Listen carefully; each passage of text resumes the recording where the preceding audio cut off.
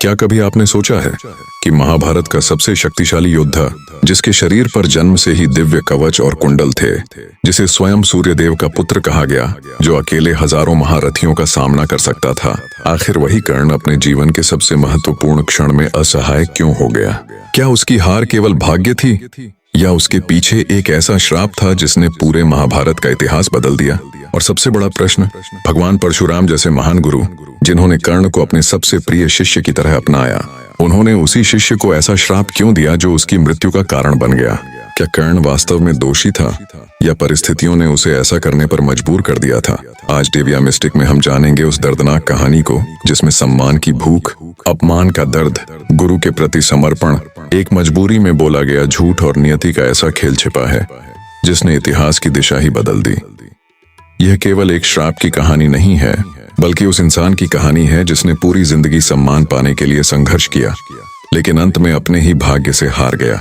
हजारों वर्ष पहले हस्तिनापुर की राजकुमारी कुंती को महर्षि दुर्वासा ने एक दिव्य मंत्र का वरदान दिया था, जिससे वे किसी भी देवता का आह्वान कर सकती थीं।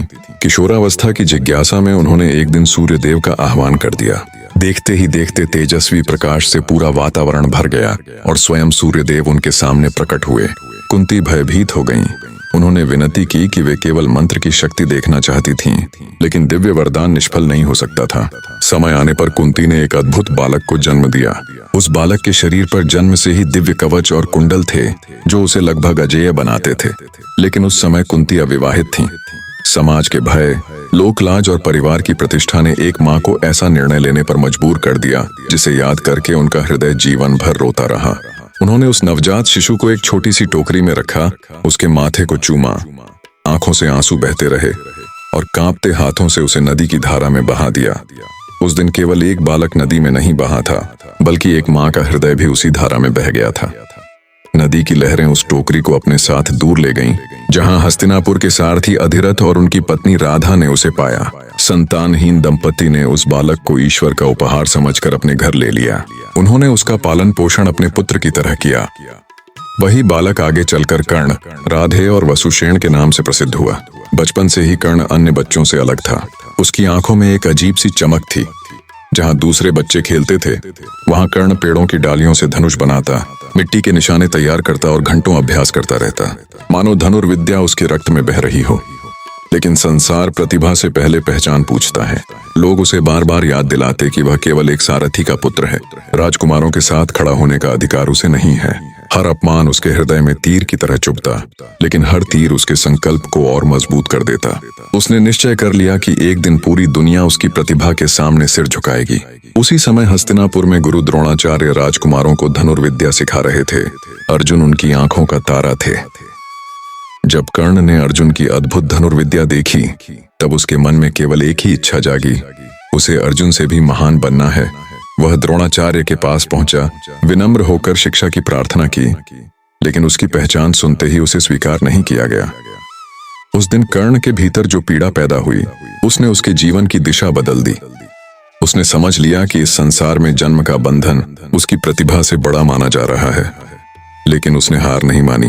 उसे पता चला कि संसार में यदि कोई ऐसा गुरु है जो दिव्य अस्त्रों का संपूर्ण ज्ञान रखता है, तो वे भगवान परशुराम हैं। मगर उनके सामने भी एक कठिनाई थी। परशुराम ने प्रतिज्ञा ली थी कि वे केवल ब्राह्मणों को ही यह विद्या देंगे। कर्ण पूरी रात सो नहीं पाया।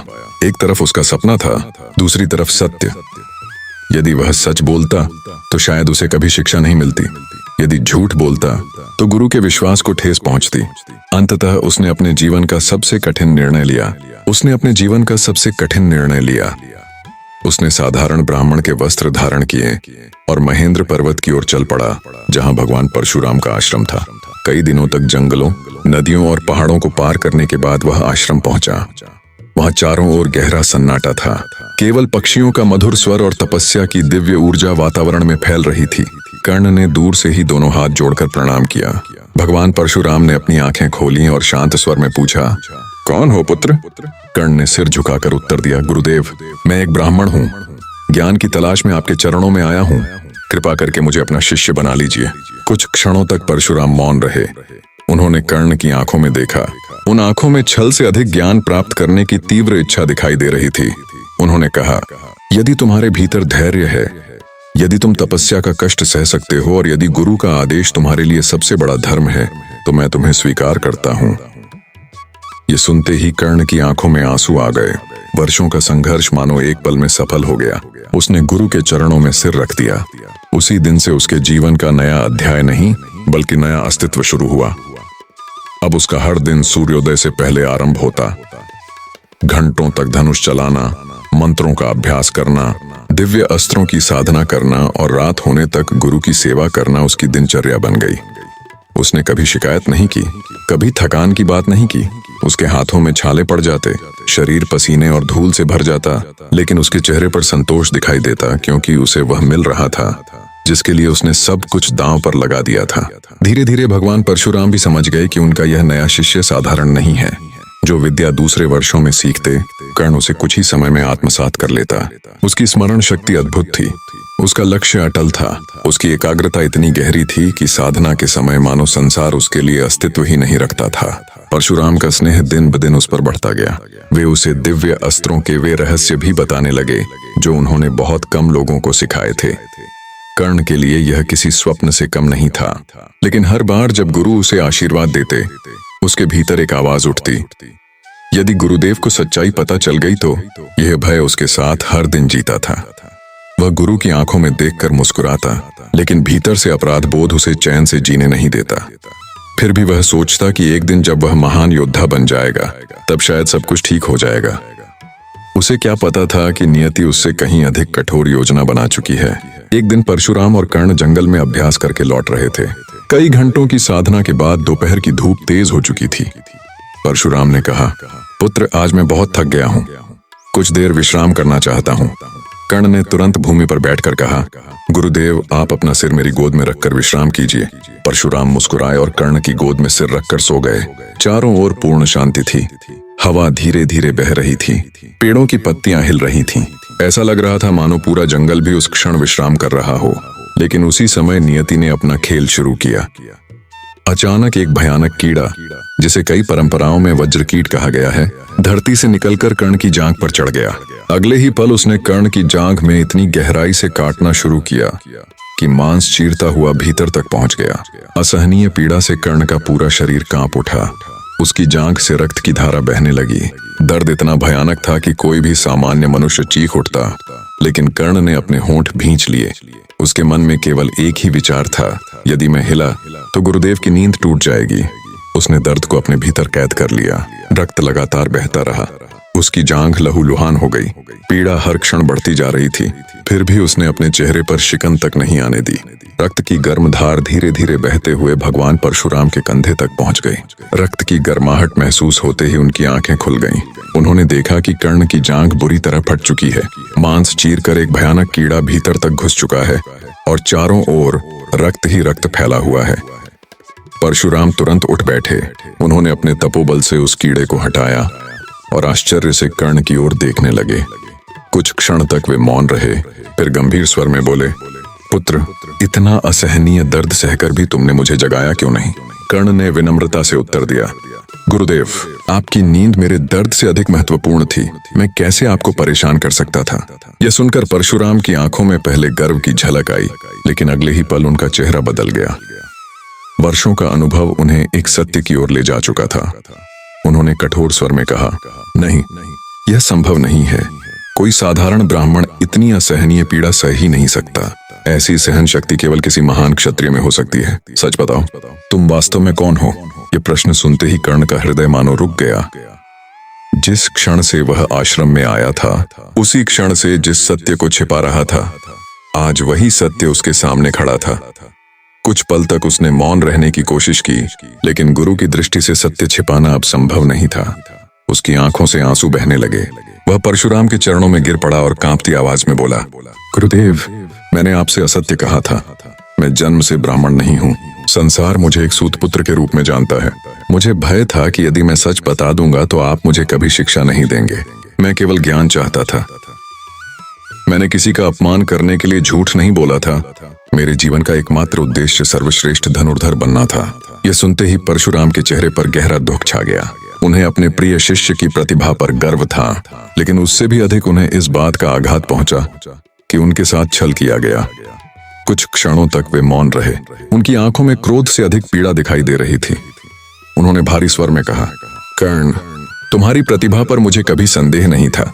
तुम्हारी सेवा, तुम्हारा समर्पण और तुम्हारा परिश्रम अद्वितीय है। लेकिन गुरु और शिष्य का संबंध विश्वास पर टिका होता है। जिस ज्ञान की नींव सत्य पर होनी चाहिए, उसकी शुरुआत तुमने असत्य से की। तुमने मुझे नहीं, गुरु परंपरा को धोखा दिया है। कर्ण रोते हुए बार बार क्षमा मांगता रहा। उसने कहा, गुरुदेव, यदि मेरे पास कोई दूसरा मार्ग होता तो मैं कभी असत्य का सहारा न लेता। समाज ने मुझे हर जगह मेरे जन्म के कारण ठुकराया। मैं केवल सीखना चाहता था। यदि यह अपराध है तो उसका दंड मैं स्वीकार करता हूं। कर्ण के शब्द सुनकर भी परशुराम का हृदय पूरी तरह कठोर नहीं हुआ, लेकिन उनके लिए अपने वचन और धर्म से बड़ा कुछ नहीं था। उन्होंने आकाश की ओर देखा, फिर कर्ण की ओर देखते हुए कहा, तुमने जो विद्या मुझसे प्राप्त की है वह तुम्हारे भीतर रहेगी। तुम महान योद्धा बनोगे। संसार तुम्हारे पराक्रम का सम्मान करेगा। लेकिन जिस प्रकार तुमने इस ज्ञान को छल के आधार पर प्राप्त किया है, उसी प्रकार जब तुम्हें इस विद्या की सबसे अधिक आवश्यकता होगी, उसी क्षण तुम दिव्य अस्त्रों के मंत्र भूल जाओगे। तुम्हारी स्मृति तुम्हारा साथ छोड़ देगी और वही क्षण तुम्हारे जीवन का सबसे बड़ा संकट बनेगा।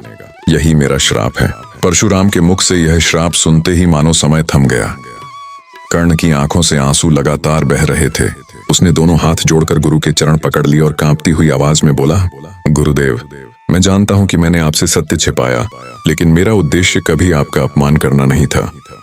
यदि संसार ने मुझे मेरे जन्म के कारण ठुकराया न होता, यदि किसी ने मेरी प्रतिभा को पहचान लिया होता, तो शायद मुझे कभी असत्य का सहारा नहीं लेना पड़ता। मैं अपराधी हूं, लेकिन मेरी मजबूरी भी सुन लीजिए। परशुराम ने उसकी ओर देखा। उनके हृदय में करुणा भी थी और धर्म के प्रति अटल निष्ठा भी। उन्होंने शांत स्वर में कहा, कर्ण, मैं तुम्हारे दर्द को समझता हूं। तुम्हारे भीतर अद्भुत प्रतिभा है। तुमने जितनी सेवा की उतनी शायद किसी शिष्य ने नहीं की। लेकिन यदि गुरु सत्य से समझौता कर ले तो आने वाली पीढ़ियां धर्म पर विश्वास खो देंगी। मेरा श्राप तुम्हारी प्रतिभा को नष्ट करने के लिए नहीं, बल्कि सत्य के महत्व को स्थापित करने के लिए है। यह कहकर परशुराम वहां से चले गए। कर्ण देर तक उसी स्थान पर बैठा रहा। उसकी जांघ से रक्त बह रहा था, लेकिन उस समय उसके हृदय का दर्द उस घाव से कहीं अधिक गहरा था। उसने अपने जीवन में पहली बार महसूस किया कि कभी-कभी मनुष्य की सबसे बड़ी मजबूरी भी उसे दंड से नहीं बचा पाती। उसने गुरु को खो दिया था, लेकिन उनके प्रति सम्मान उसके मन से कभी समाप्त नहीं हुआ। उसने उसी क्षण प्रण लिया कि चाहे संसार उसे कितना भी अपमानित करे, वह अपनी वीरता और दानशीलता से ऐसा नाम कमाएगा कि आने वाली पीढ़ियां उसे कभी भूल नहीं पाएंगी। समय बीतता गया। कर्ण वापस हस्तिनापुर पहुंचा। उसकी प्रतिभा की चर्चा दूर दूर तक फैलने लगी। एक दिन राजकुमारों की शस्त्र प्रतियोगिता आयोजित हुई। अर्जुन ने अपने अद्भुत कौशल का प्रदर्शन किया और पूरा सभा मंडप तालियों से गूंज उठा। तभी सभा के द्वार पर एक तेजस्वी योद्धा प्रकट हुआ। उसके चेहरे पर आत्मविश्वास था और हाथ में धनुष। वह कर्ण था। उसने अर्जुन को ललकारते हुए कहा, जो कुछ तुमने किया है मैं उससे बेहतर करके दिखा सकता हूँ। इतना सुनते ही सभा में सन्नाटा छा गया। कर्ण ने एक एक करके अर्जुन के सभी कौशल दोहराए और कई जगह उनसे भी अधिक अद्भुत प्रदर्शन किया। लोग आश्चर्यचकित रह गए। लेकिन तभी कृपाचार्य ने उससे पूछा, यदि तुम अर्जुन को द्वंद्व युद्ध की चुनौती देते हो तो पहले अपना कुल और वंश बताओ। ये प्रश्न सुनते ही कर्ण मौन हो गया। उसके पास अपनी वास्तविक पहचान बताने के लिए कुछ नहीं था। उसी क्षण फिर वही अपमान उसके सामने खड़ा था जिससे वह बचपन से लड़ता आया था। सभा में कुछ लोगों ने उसे सूत पुत्र कहकर उपहास करना शुरू कर दिया। उसके चेहरे पर पीड़ा साफ दिखाई दे रही थी। तभी दुर्योधन अपनी जगह से उठा। उसने कर्ण की प्रतिभा देख ली थी।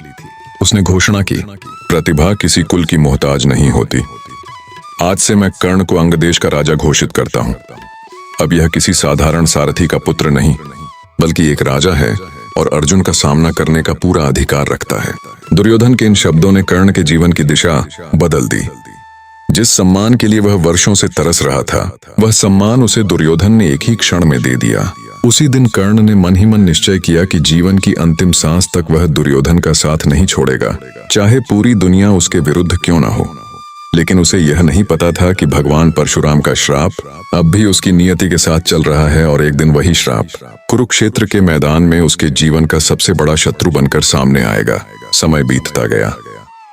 वर्षों बाद वही दिन आया जिसकी भविष्यवाणी मानो नियति पहले ही लिख चुकी थी। कुरुक्षेत्र की धरती पर महाभारत का महान युद्ध प्रारंभ हो चुका था। एक ओर पांडव थे, दूसरी ओर कौरव। शंखनाद हो चुका था। धरती रथों की गर्जना से कांप रही थी। लाखों योद्धाओं की हुंकार आकाश तक गूंज रही थी। इस युद्ध में कर्ण देर से शामिल हुआ, क्योंकि भीष्म पितामह के रहते हुए उसने युद्ध न करने का वचन दिया था। लेकिन जब भीष्म शरशैया पर लेट गए, तब कर्ण पहली बार पूरे सामर्थ्य के साथ युद्ध भूमि में उतरा। उसके हाथों में वही धनुष था, उसकी आंखों में वही आत्मविश्वास था, और उसके हृदय में केवल एक ही लक्ष्य था, अर्जुन को पराजित करना। कई दिनों तक उसने पांडव सेना में ऐसा भय फैलाया कि बड़े बड़े महारथी उसके सामने टिक नहीं पाए। उसकी वीरता देखकर स्वयं श्री कृष्ण भी समझ रहे थे कि यदि कर्ण का सामना सही समय पर न किया गया तो युद्ध की दिशा बदल सकती है। लेकिन श्री कृष्ण यह भी जानते थे कि समय का चक्र धीरे धीरे उस क्षण की ओर बढ़ रहा है जहां परशुराम का श्राप अपना प्रभाव दिखाएगा। अंततः वह दिन भी आ गया जब कुरुक्षेत्र की विशाल भूमि पर कर्ण और अर्जुन आमने सामने खड़े थे। दोनों ओर की सेनाएं मानो सांस रोककर इस युद्ध को देखने लगीं। एक ओर इंद्रपुत्र अर्जुन, जिनके सारथी स्वयं श्री कृष्ण थे, दूसरी ओर सूर्यपुत्र कर्ण, जिनके पास अद्भुत पराक्रम था। दोनों ने धनुष उठाया और आकाश बाणों से भर गया। ऐसा लग रहा था जैसे दो पर्वत एक दूसरे से टकरा रहे हों। कभी अर्जुन भारी पड़ते, कभी कर्ण। दोनों के अस्त्रों की चमक से युद्ध भूमि प्रकाशमान हो उठी। श्री कृष्ण बार बार अर्जुन को सावधान कर रहे थे, क्योंकि वे जानते थे कि कर्ण साधारण योद्धा नहीं है। तभी युद्ध के बीच अचानक कर्ण के रथ का एक पहिया धरती में धंस गया। कई परंपराओं में इसका कारण पहले प्राप्त एक अन्य श्राप भी बताया जाता है, जिसमें पृथ्वी ने उसका साथ न देने की बात कही थी। कर्ण रथ से उतरा और पहिया निकालने लगा। उसने अर्जुन से कहा, धर्म के अनुसार तब तक प्रहार मत करो जब तक मैं अपना रथ सीधा न कर लूं। अर्जुन कुछ क्षण के लिए ठिठक गया, लेकिन श्री कृष्ण ने उसे याद दिलाया कि यही कर्ण उस सभा में मौन था जब द्रौपदी का अपमान हुआ था। यही युद्ध है जहां नियम पहले ही टूट चुके हैं। उसी समय कर्ण ने ब्रह्मास्त्र का मंत्र स्मरण करना चाहा। उसने आंखें बंद की, मन को एकाग्र किया। वही मंत्र जिसे उसने वर्षों पहले भगवान परशुराम से सीखा था। लेकिन उसके मन में गहरा अंधकार छा गया। शब्द उसके स्मरण से गायब हो चुके थे। उसने फिर प्रयास किया, फिर एक बार, फिर बार बार, लेकिन हर बार उसकी स्मृति उसका साथ छोड़ देती।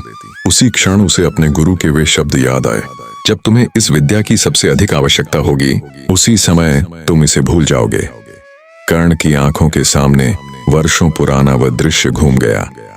महेंद्र पर्वत, गुरु की गोद, वज्रकीट का डंक और भगवान परशुराम का श्राप। अब उसे समझ आ गया था कि नियति का वह क्षण आ चुका है जिससे वह जीवन भर बच नहीं सका।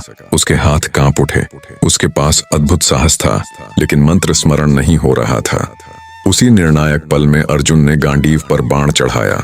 श्री कृष्ण के संकेत पर वह बाण बिजली की गति से आगे बढ़ा और सूर्यपुत्र कर्ण धरती पर गिर पड़े। महाभारत के सबसे महान धनुर्धरों में से एक योद्धा अपने अंतिम क्षणों में शांत पड़ा था। युद्ध समाप्त नहीं हुआ था, लेकिन इतिहास बदल चुका था। उस दिन केवल एक वीर की मृत्यु नहीं हुई थी, बल्कि यह सिद्ध हो गया था कि सत्य और असत्य के बीच लिया गया एक निर्णय, चाहे वह कितनी ही बड़ी मजबूरी में क्यों न लिया गया हो, जीवन के सबसे महत्वपूर्ण क्षण में मनुष्य का पीछा कर सकता है। फिर भी कर्ण का जीवन केवल उस श्राप से नहीं पहचाना जाता। वह आज भी दानवीर कर्ण के नाम से स्मरण किए जाते हैं, क्योंकि उन्होंने कभी किसी याचक को खाली हाथ नहीं लौटाया। उनका साहस, उनकी मित्रता, उनका आत्मसम्मान और उनका त्याग उन्हें महाभारत का सबसे जटिल और सबसे करुण पात्र बनाता है। भगवान परशुराम का श्राप उनकी कथा का एक महत्वपूर्ण हिस्सा है, लेकिन उससे भी बड़ा संदेश यह है कि प्रतिभा महान हो सकती है, पर विश्वास उससे भी अधिक महान होता है। गुरु और शिष्य का संबंध केवल ज्ञान का नहीं, सत्य का भी होता है। यही कारण है कि हजारों वर्षों बाद भी कर्ण और परशुराम की यह कथा केवल इतिहास नहीं, बल्कि जीवन का गहरा संदेश बनकर सुनाई जाती है। अगर आपको सनातन धर्म, महाभारत, रामायण और ऐसी ही दिव्य कथाओं के छिपे हुए रहस्य जानना पसंद है, तो दिव्या मिस्टिक के साथ जुड़े रहिए।